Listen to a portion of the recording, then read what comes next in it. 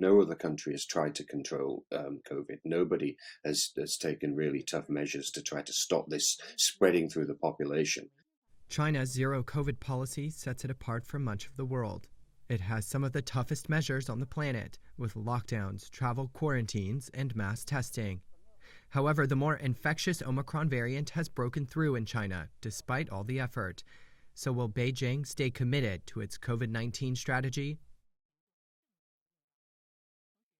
China's strategy is now completely at odds with the strategy in most other countries.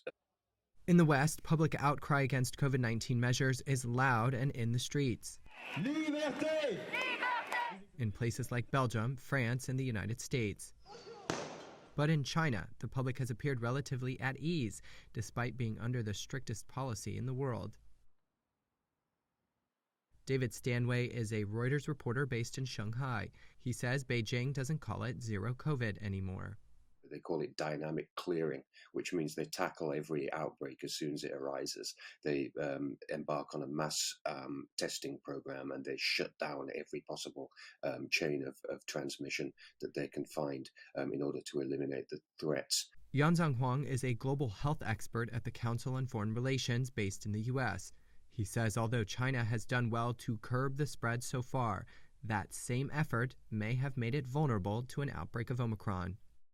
Becoming a victim of its own success because now you have a large population that does not have immunity against COVID-19, either because of the lack of effectiveness of the Chinese vaccines or because the lack of prior exposure to the virus. So that makes the population, actually most of the population, vulnerable to the spread of Omicron variant. China is also one of the world's largest goods suppliers. With transportation and exports at a standstill, global supply chains have been disrupted. Stanway has spoken to analysts who warn China's economic growth will fall to about 4 to 5%, much slower than the average over the last few decades. Those analysts also warn it could have a political cost. This is so disruptive to the economy, and a declining economy will create its own political pressures that they're going to have to relax these restrictions sooner or later. The managing director of the International Monetary Fund called on China last week to reassess its zero COVID strategy, calling it a burden on both the Chinese and the global economy. China defended its stance and instead pointed fingers at the West, saying countries were irresponsible for not imposing the same strict controls. They've done quite a good job with the messaging of showing the consequences of the policies overseas, of a tolerance of infections that's gone on in Europe and the United States. And they've really pushed out the propaganda saying, look, we're doing this for the people. The message hasn't changed. China appears committed to the zero COVID plan. There are important dates approaching, however.